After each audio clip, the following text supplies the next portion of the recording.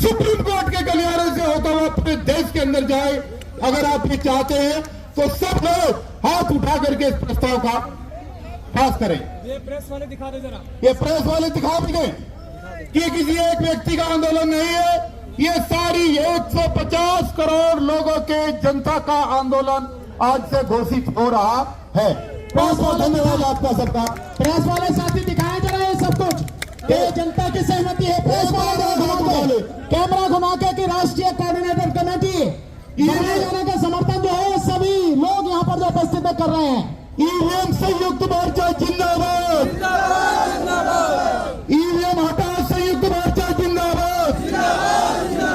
भाई पूरी आवाज नहीं आ रही, लग रहा कुछ लोग आरएसएस के आगे। मोर्चा जिंदाबाद, जिंदाबाद जिंदाबाद, ईवीएम हटाओ संयुक्त मोर्चा जिंदाबाद, जिंदाबाद जिंदाबाद, एक एक साथी जिंदाबाद, जिंदाबाद जिंदाबाद, एक एक नागरिक जिंदाबाद, जिंदाबाद जिंदाबाद, एक एक बहन जिंदाबाद, जिंदाबाद जिंदाबाद, एक एक भाई जिंदाबाद, जिंदाबाद जिंदाबाद, बैलेट पेपर जिंदाबाद, जिंदाबाद जिंदाबाद, ईवीएम मुर्दाबाद, मुर्दाबाद मुर्दाबाद, ईवीएम मुर्दाबाद।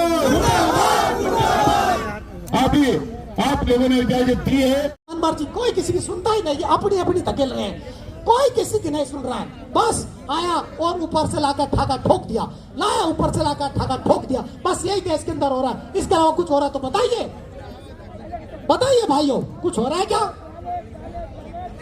कहा गया नोटबंदी, कहा गया जीएसटी? आखिर नोटबंदी क्यों किया था? नोटबंदी सिर्फ इसलिए कि विपक्ष में जो जिन लोगों के पास पैसा है उनको दबाया जा सके। कहा गया जीएसटी, किस लिए लगा जीएसटी? तैयारी का लगा दिया जीएसटी, क्यों लगा दिया? समय का ध्यान रखते हुए।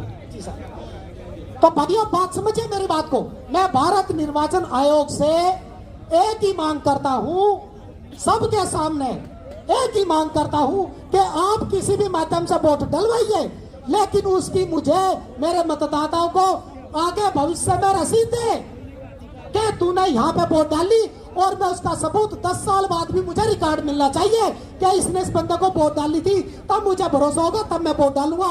नहीं तो भारत निर्वाचन आयोग ध्यान से कान खोल कर सुन लो कि मैं वोट 2024 के चुनाव में नहीं डालूंगा। चुनाव लड़ूंगा जरूर, लोकसभा का चुनाव लड़ूंगा, लेकिन वोट जरूर। जय हिंद। ये भी हमारे साथी हैं अहमदाबाद से ये लेकर आए हैं। तो आप लोगों का उत्साह, समाज के प्रति, देश के प्रति उनकी जिम्मेदारी, इसको आप महसूस कर रहे होंगे साथियों। मैं समझता हूं पर्ची जो है ना, कपिल साहब,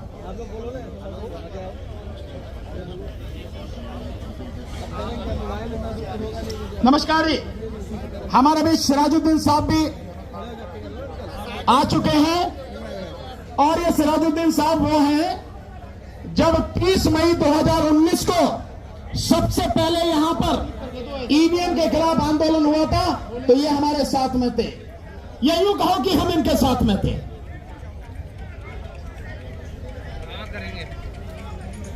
कपिल साहब, देखिए मैंने आपको बार बार बताया है कि बागपत लोकसभा सीट पर 2019 के चुनाव में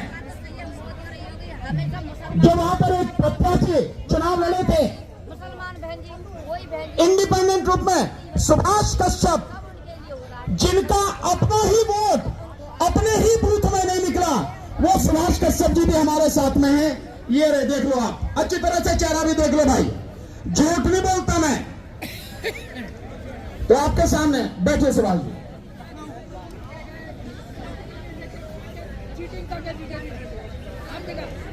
जी, देखिए जो भी साथी पर्ची दे रहे हैं, मेरा निवेदन है कि चुनाव आयोग कह रहा है कि लाई है। 1.5 साल धरने पे बैठे थे, 700 किसान हुतात्मा हो गए, लेकिन ये सरकार ने कुछ सुना नहीं। इसी जंतर मंतर से पहलवान बेटियों को घसीटा गया। हमारे मूवमेंट को ये बहुत साधारण रूप से लेते हैं।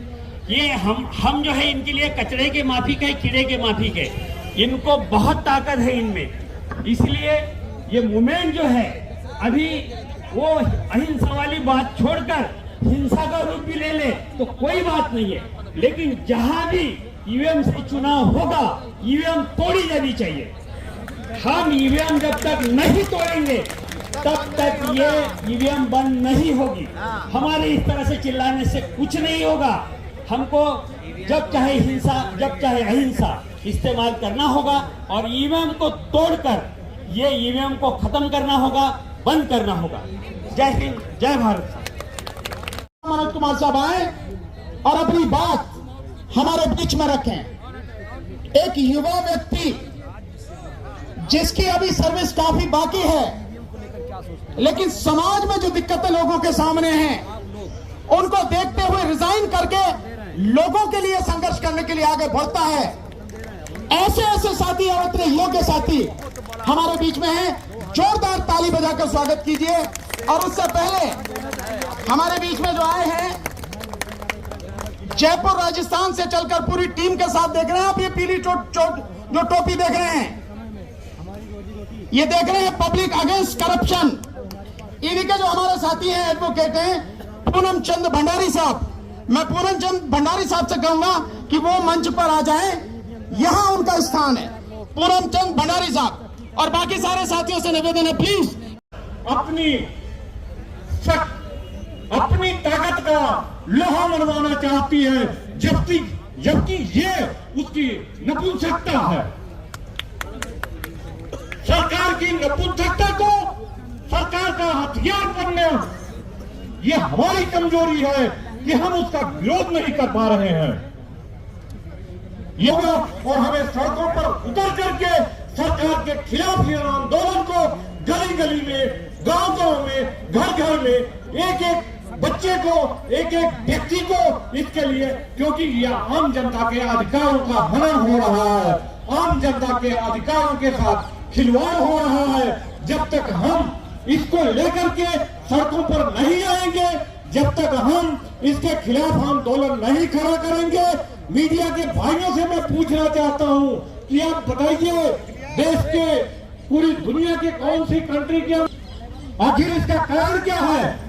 क्योंकि सरकार ईवीएम को लाइव, कांग्रेस सरकार और ईवीएम को आज इस्तेमाल कर रही है भाजपा सरकार, दोनों एक दूसरे के जोड़ों बन चुके हैं कि कभी आप रहेंगे सत्ता में, कभी हम रहेंगे सत्ता में। आज आप सत्ता में हैं, आप इस्तेमाल कर लीजिए, कल हम सत्ता में आएंगे, हम इस्तेमाल कर लेंगे, और बाकी जनता जो है उसके ऊपर अपनी जो हुकूमत है वो नाइंसाफी की हुकूमत करते रहेंगे। इसे आप लोगों पर ये आंदोलन आज के बाद चलेगा, डेट की घोषणा यहीं से होगी। और इसके अलावा इलेक्शन कमीशन जो है यहां पर, जैसे हम कल गए तो आ गए, उसका कैसे घेराव हो, कैसे डेलीगेशन लेके जाए, साथ में भिन्न भिन्न प्रदेशों की राजधानी में जो भी इलेक्शन ऑफिसर्स हैं उनके सामने कैसे डेलीगेशन लेके जाए, कैसे धरना प्रदर्शन हो, इसकी भी घोषणा आज ही होगी। और इसके साथ में जो हमारे तमाम साथी हैं उन सबके लिए यह है कि सुप्रीम कोर्ट का जो घेराव होगा वो भी किस दिन होगा, कैसे होगा, या सुप्रीम कोर्ट को भी हम अपना निवेदन करने जाएंगे, डेलीगेशन लेके जाएंगे, वो भी कब होगा, सारे एडवोकेट साथियों के साथ उसका भी ऐलान अभी यही होगा। तो निवेदन सबसे है, कोई जाए नहीं जब तक ये ऐलान ना हो। मेरी तो यही डिमांड हमारी है कि 303 पर बैलेट कर लो इलेक्शन कमीशन महोदय, और बाकी के ऊपर आप करा लो मशीन से, तो पता पड़ जाएगा। राजस्थान के अंदर इस आग को बच्चे बच्चे तक हम पहुंचाएंगे, ये मैं आपसे वादा करता हूं।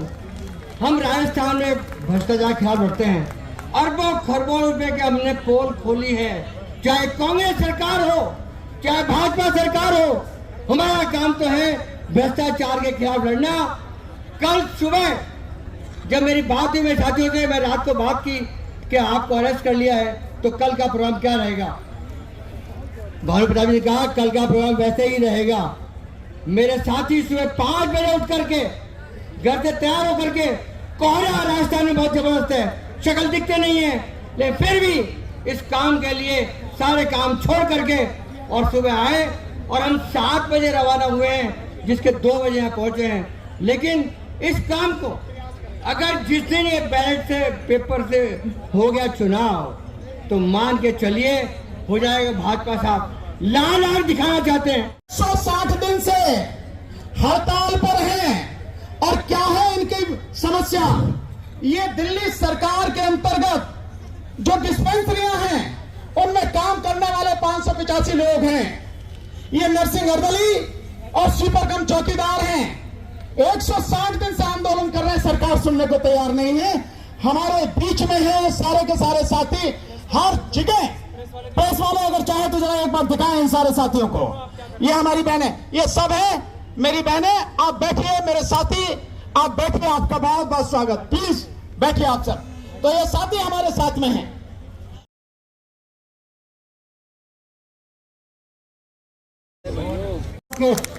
भविष्य को सुरक्षित करेंगे, उनके मुस्तकबिल को इंश्योर करेंगे। ये लिख लो, ये नहीं होने वाला है। ये तुम्हारे बस का रोग नहीं है। हम तुमको सिर्फ चेतावनी देने के लिए आए हैं। ये सिर्फ शुरुआत है। मुझे नहीं पता यहाँ किस किस राज्य से लोग आए हुए हैं भाई, लेकिन जो भी आया है, जिस डिस्ट्रिक्ट से आया है, मैं आपको बताता हूं कि बिहार इस लड़ाई में अग्रणी रोल अदा करेगा। ये लिखिए, हर जिले में इस तरह का एहतजाज, इस तरह की मुखालफत, इस तरह की लड़ाई हम खड़ा करके दिखाएंगे आपको। आप जिस स्टेट से ताल्लुक रखते हैं, बगैर किसी लालच के, बगैर किसी भय के, आप अपनी आजादी की सुरक्षा के लिए, अपने आने वाले नस्लों के मुस्तकबिल के लिए ईमानदारी से खड़े होइए, तन मन धन से लड़िए। ये लड़ाई आजादी की लड़ाई और गुलामी की लड़ाई है। ये फैसला आपको करना होगा कि आप आजाद रहना चाहते हैं या गुलामी की जिंदगी चाहते हैं। बस इन्हीं साधनों के साथ मैं अपनी बात खत्म करूंगा। बहुत बहुत शुक्रिया। इंकलाब की गुलामी से इनकार करते हैं। मशीन की गुलामी नहीं चलेगी। ईवीएम हटाओ, देश बचाओ। मशीन की गुलामी नहीं करेंगे। बहुत बहुत नमस्कार। Thank you. ईमानदार इलेक्शन कमीशन का ऑफिसर आके 50 छोड़ो एक भी हम अगर हमारे हाथ में दे दी तो अमित शाह साहब का तो सारा खेल ही बिगड़ जाएगा। 4 भी सीटें आनी मुश्किल पड़ जाएगी। इसीलिए हुआ, इसीलिए पुलिस को आगे क्यों किया गया कल? आपको गिरफ्तार कर लिया गया था सर। इसलिए मुझसे डर के नहीं, ईवीएम से डर के। ईवीएम हमारे हाथ ना आ जाए। इलेक्शन कमीशन आपको देना ही नहीं चाहता ना सर। नहीं, आपको कैसे पता सर? विपक्षी बोल रहे हैं आगे। वो तो क्लोज हो गया सर। नीचे आ जाओ, नीचे नहीं, नीचे आ जाओ। डॉक्टर्स, एडवोकेट्स, प्रोफेसर्स, पीएचडी वाले, सारे पढ़े लिखे लोग, इंजीनियर्स, एक्सेप्ट सॉफ्टवेयर इंजीनियर्स, सामाजिक कार्यकर्ता, कोई नहीं जानता इसकी तकनीक कैसे काम करती है। कोई नहीं जानता कि ये जो हमारे देश में अपनाई गई है, हम इसको क्यों, जब हमें पता ही नहीं लगती हमारी वोट कहां है, क्यों उसको स्वीकार किए हैं। ऊपर से नीचे जितने भी पढ़े लिखे लोग हैं, जब वो नहीं जानते तो आधी आबादी जो अनपढ़ है वो कैसे जानेगी। और हम सारे के सारे अंधे होकर केवल वोट डाले चले जा रहे हैं। ये हमारी योग्यता पर, हमारे इंसान होने पर, नागरिक होने पर एक बहुत बड़ा प्रश्न चिन्ह है। इसलिए सुप्रीम कोर्ट को हम रिप्रेजेंटेशन अपना देने जाएंगे 15 जनवरी को। ये कार्यक्रम इस तरह से 30 जनवरी तक चलेगा और आपके माध्यम से जितनी भी पॉलिटिकल पार्टियां हैं, आरजेडी और समाजवादी पार्टी और यहाँ पे अंबेडकर समाज पार्टी और साथ में जो आजाद समाज पार्टी, उनके साथी यहाँ पर हैं, जो ग्लोबल रिपब्लिकन पार्टी है उनके साथी यहाँ पर हैं, और भी कई साथी हैं, बहुजन समाज पार्टी के साथी भी हैं। बहन जी से कहना भाई जरूर हमें, हाँ, protest voters party of India, वो भी इंटरनेशनल, वो भी हमारे साथ में है। इतने लोग हैं, हम आपके माध्यम से निवेदन करेंगे वो भी सब हमारा साथ दें।